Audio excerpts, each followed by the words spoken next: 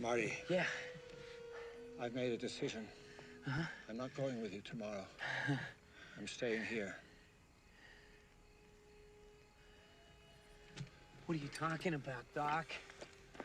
There's no point in denying it. I'm in love with Clara. Oh, man. Doc, we don't belong here. Neither one of us. You know, it could still be you that gets shot tomorrow. This tombstone could still be in your future. Marty, the future isn't written. It can be changed. You know that.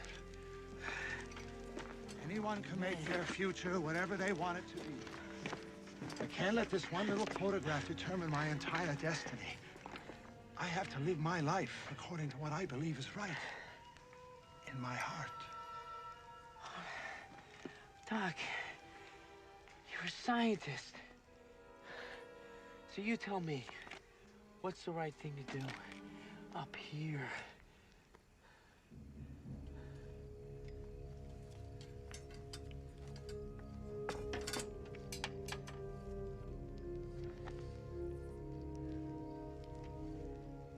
You're right, Marty.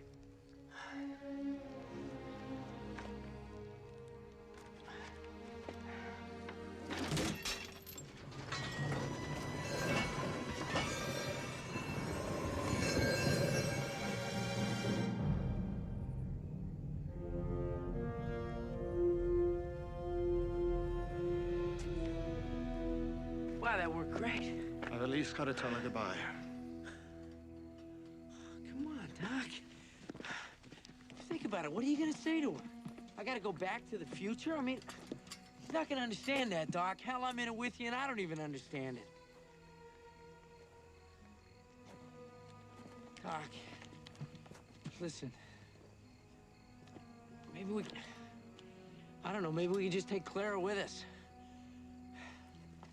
To the future?